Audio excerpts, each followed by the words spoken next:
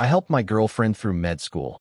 Then she dumped me for being just a mechanic and ran off with a rich doctor. You're not on my level anymore, she said. So I built my own and let her regret it every step of the way. You ever get that moment where your entire world flips, like you're in some slow-motion movie scene, and everything you thought you knew just shatters? Yeah, that was me, sitting across from my girlfriend of 7 years, watching her lips move as she told me she couldn't be with me anymore because I'm just a mechanic.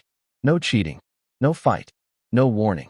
Just those 6 words, just a mechanic, and a look in her eyes like I was something she scraped off her designer shoes. And what makes it worse? I was the guy who helped put her through med school. Her name's Olivia. We met at this local coffee shop near the community college she was attending back then. I was 24, working full-time as a mechanic at my uncle's garage, saving up to open my own shop someday. She was 21, studying pre-med and struggling to keep her head above water with tuition, rent, and those nightmare-sized textbooks. She came in every morning before her biology class. I'd be there grabbing coffee before my shift. It started simple, just small talk over the coffee line. Then one day, she forgot her wallet, and I paid for her. After that, we kind of became a thing.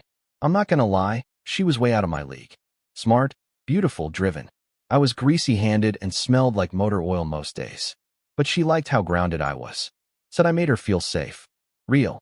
I didn't overthink it. I just fell hard. When her financial aid got messed up and she couldn't pay rent for the month, I covered it. One time became two. Two became every month. Eventually, she moved in with me. At first, I didn't care. I was proud to support her. I saw her studying late, stressed out, crying over her future. I wanted to help. I told myself, one day, she's gonna make it as a doctor, and we'll both live good because we believed in each other when nobody else did. I picked up night shifts, did side jobs, even sold the motorcycle I'd been fixing up just to help pay for her MCAT prep course. I didn't complain, but you know how you can be too busy to notice the cracks? Fast forward to last month. She finally finished her residency. All those sleepless nights, all the pressure, it was over. She was officially a doctor. We went out to celebrate, just the two of us. I took her to the same little restaurant where I first told her I loved her. She barely touched her food. She was quiet, off.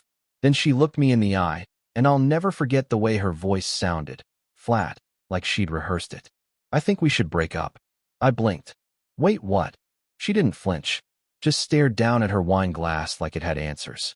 I've changed.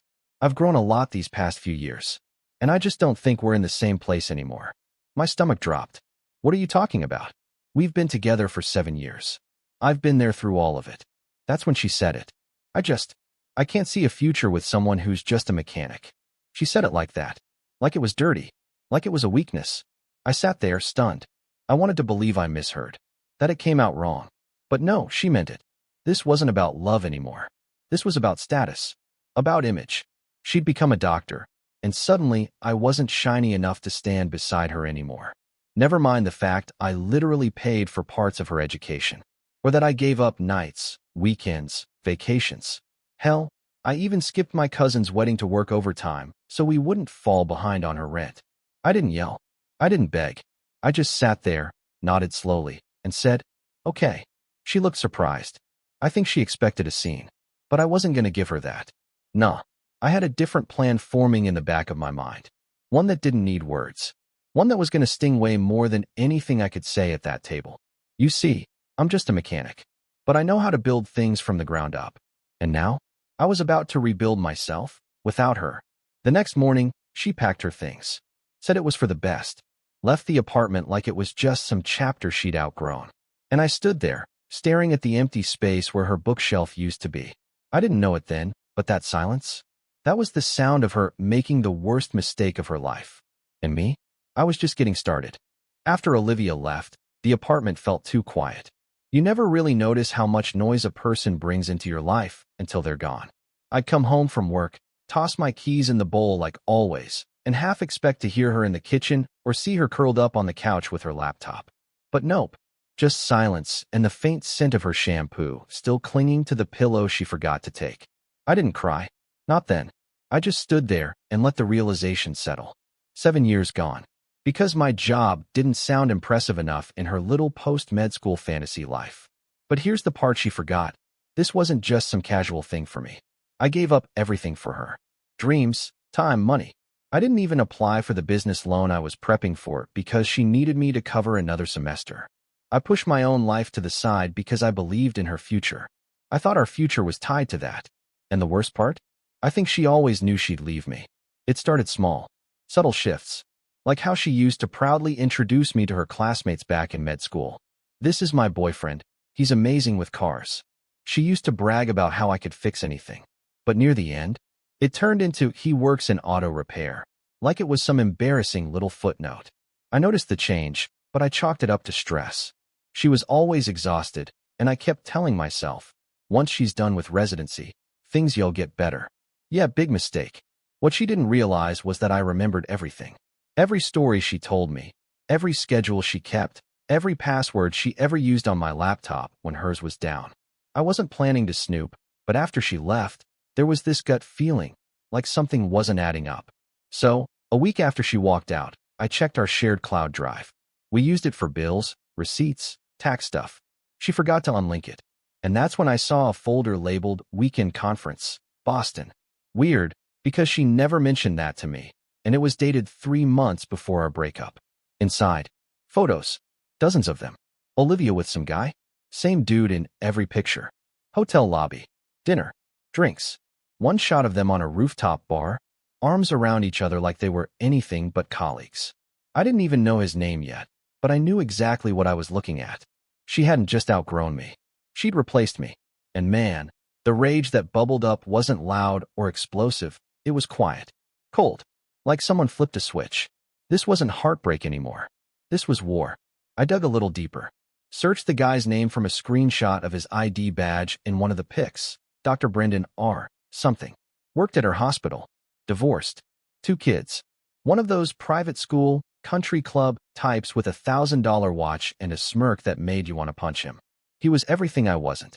Which, I guess, was the whole point for her. Turns out, they'd been seeing each other for at least 5 months. It wasn't just a one-time slip. Nah. She'd been dating him while still sleeping in my bed, eating the food I paid for, and letting me rub her shoulders after a long shift. I never confronted her. I didn't text, didn't call. What was the point? She made her choice. All I could do now was make sure it was the worst decision she ever made. So, I sat down and opened my notebook. The one I'd stuffed in a drawer years ago, the one with plans for my own auto shop. Designs, branding ideas, startup budget, location scouting. I reopened all of it. Because if I was going to be just a mechanic, then damn it, I was going to be the best one she ever heard of. I spent the next few weeks calling in favors, researching suppliers, making deals. I cashed out a savings bond my grandfather left me and signed a lease on a small but solid space across town. Every day after work, I'd head there with a toolbox and a dream. Painted the walls myself. Set up the lifts. Ordered new signage. I worked quietly. No big announcements, no flashy posts. Just hustle. What Olivia didn't understand was this. I wasn't just fixing engines. I was rebuilding everything she broke. And while she was off living her shiny, hospital soap opera life with Dr. McDreamy, I was laying the foundation for something real. Something mine. I didn't need her apology. I didn't need closure. I needed one thing, results. Because soon, she was going to see my name again. But not in her phone. She was going to see it on a sign, on a billboard, on the front page of every local business feature. And when she did, she'd finally understand who she left behind. You ever wake up one day and realize you've been underestimating yourself for years? I always thought I was a guy with calloused hands and engine grease under my nails. You know, blue collar, work hard and don't complain type. That's what I was raised to be. Fix problems. Solve what's broken. Put your head down and grind. But the second Olivia walked out that door, and the second I saw those photos of her with that smug doctor, I stopped grinding for someone else's dream. And I started building mine. And I'll tell you right now, success tastes a whole lot better when it's flavored with revenge. The garage opened 6 months after she left. It wasn't fancy. Small lot. Concrete walls. Used lifts. But it was mine. Grant's custom auto. I had a clean logo, a friend who knew a guy in web design, and a whole bunch of contacts from my years working in every shady and not so shady garage around town. The first 2 weeks? Dead. Barely a car in sight. I was running oil change promos just to get people in the door. posted flyers, called up old customers from my last shop, and offered half-off first-time work. Then I did one thing that changed everything. I restored a 1969 Mustang. My uncle had it sitting in his barn for years, collecting dust. I offered to bring it back to life, for free, if he let me use the photos and post the process online. He agreed.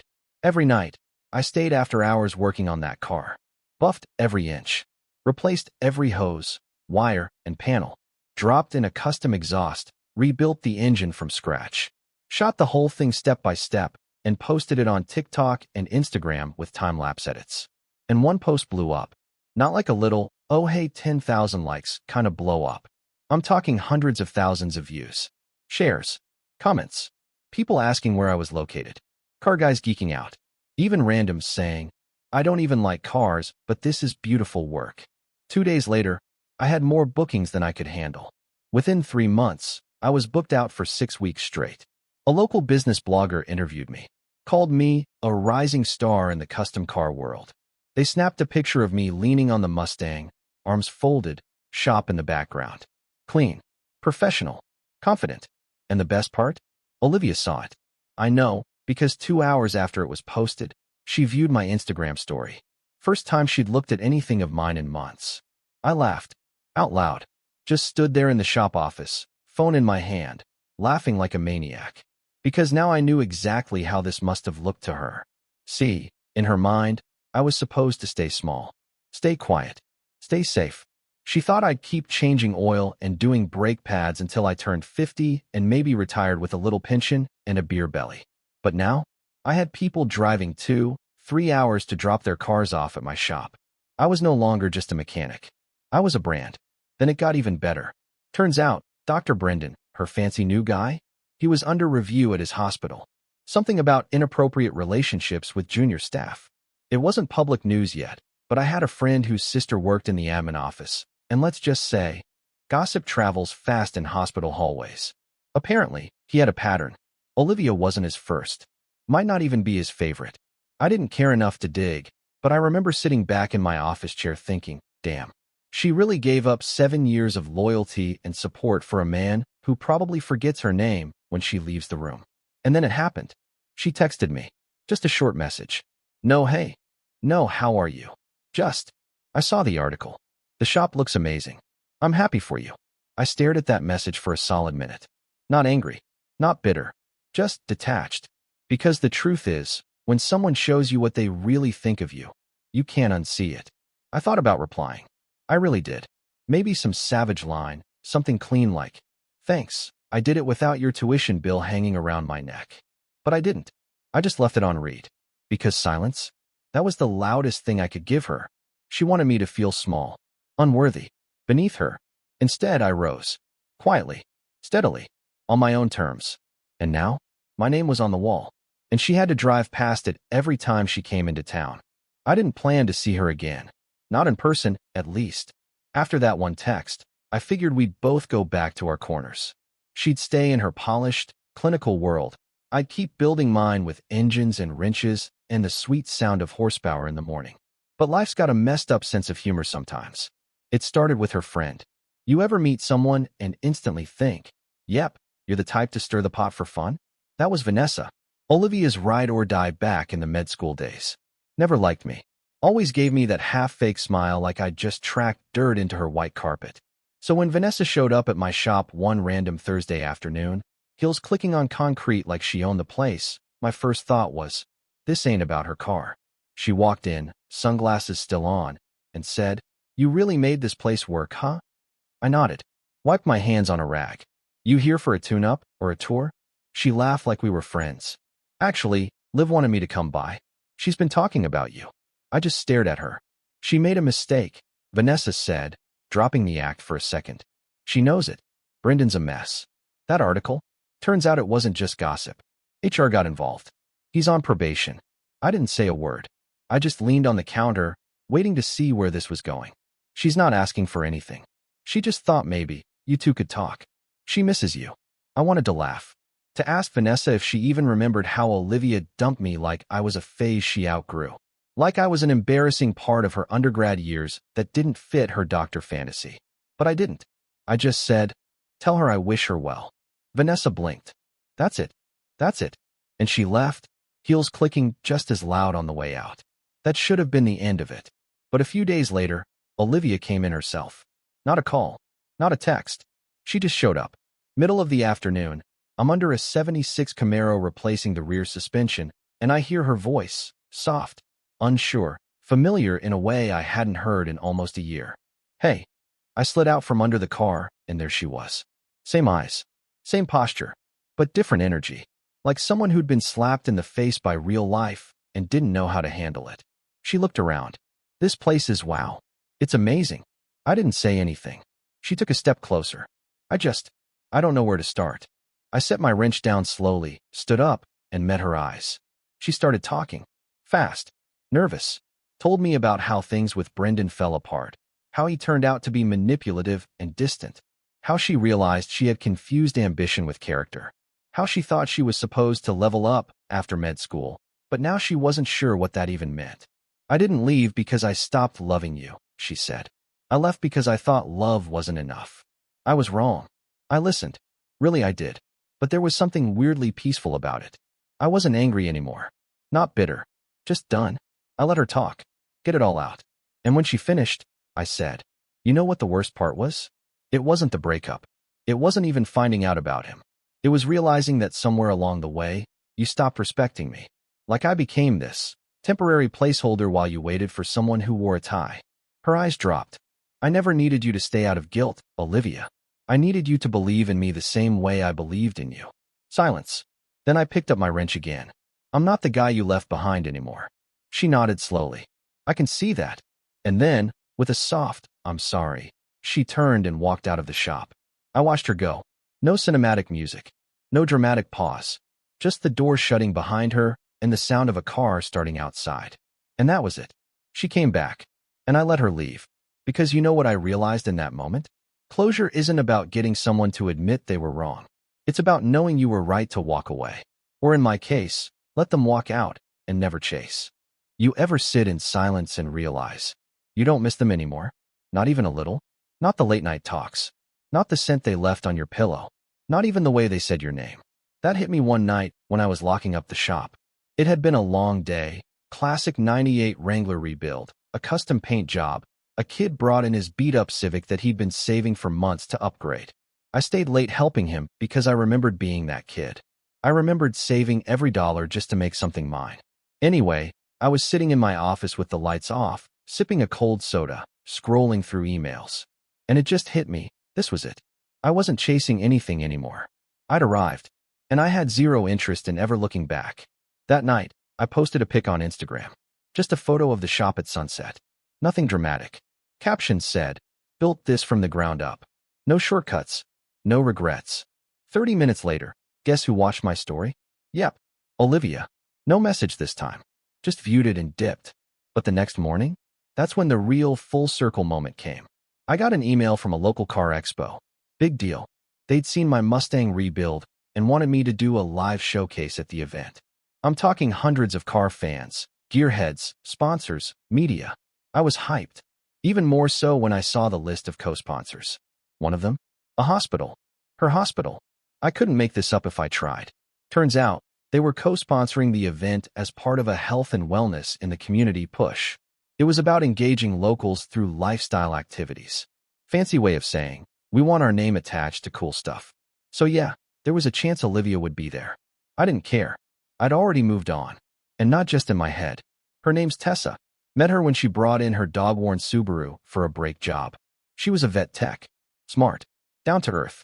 Didn't flinch when I offered her a shop rag instead of a napkin. We talked. Laughed. Got lunch. One thing turned into another. She came to the expo with me. Held my hand while I gave my little talk on classic car preservation and custom builds. Cheered when I started my rebuilt Mustang for the crowd. Took videos. Proud, genuine smile. And guess who I saw across the lot?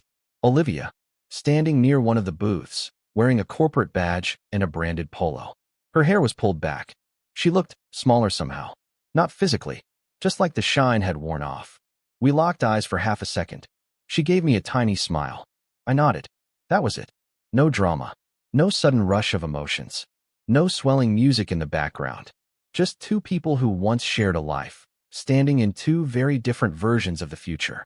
Later, one of her coworkers came by my booth, asked for a business card, said Olivia used to talk about me all the time during residency, that she was always impressed with my work ethic, that I was the hardest working guy she'd ever met. I just smiled. Funny how people remember you once you're standing in the light. Tessa nudged me later. Was that your ex? I nodded. Yeah. She looked sad. She made her choices. And that was that. The show was a success. Got a ton of new business, landed 2 corporate vehicle contracts, and my inbox was flooded with partnership offers.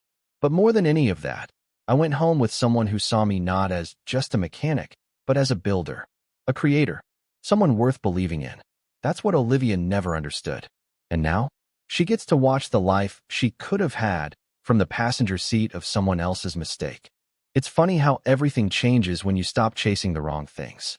A year ago, I was picking up extra shifts, patching together rent, sacrificing sleep, and every dream I had so someone else could build hers. And now, I open the garage every morning with the kind of peace that used to feel like a fantasy. No stress, no weight in my chest, no second-guessing if I'm good enough. Because I know now, I always was. I just gave it to the wrong person. The shop's running better than ever. I hired 2 guys to help me out. One's fresh out of trade school. The other used to sweep floors for us when he was a teen. I pay them fair. Train them well. Show them the ropes like someone once did for me. Business is booked months out. I've got a wait list for custom builds, sponsors offering tools in exchange for promotion, and some influencer trying to get me on a podcast to talk about turning wrenches into gold. I don't know about all that. I'm still just a mechanic. But now, I'm a free one. Tessa and I, we're solid. She doesn't need grand gestures.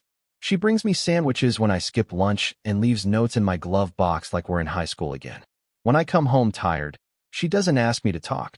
She just sits with me, rubs my back, and lets the silence be enough. She never once looked down on what I do. In fact, she brags about it. That guy? He built an empire from lug nuts and late nights. We laugh, but she means it. And that's what matters. The other day, I drove past Olivia. I didn't even realize it was her at first. I was heading out to deliver a rebuilt 72 Chevelle to a client across town, and I saw her standing on the corner, looking down at her phone. Same coat, same bag, but her face looked tired. For a moment, I thought about honking. Not to rub it in, just out of instinct. But I didn't. I drove past. Because that part of my life, it's in the rear view now. She made a choice, and I let her make it. No begging. No revenge plot. No angry texts. I just rebuilt myself piece by piece, like I would any good machine. Stronger, faster, cleaner. And yeah, there was pain. But pain's like rust. It creeps in slow, spreads if you don't deal with it. But if you grind it out and coat the surface right, it never comes back. Sometimes people ask if I'd ever take her back. My answer? I don't fix people anymore. I fix cars. I fix my future. And most of all, I fix myself. So if you're listening to this, wondering if walking away from someone who didn't see your worth is the right move, let me be proof that it is. You're not too small. You're not just anything. You're more than what they failed to see. And one day, they'll look at your name in lights, or on a billboard, or on the side of a shop, and realize they didn't just lose you. They lost the whole damn ride.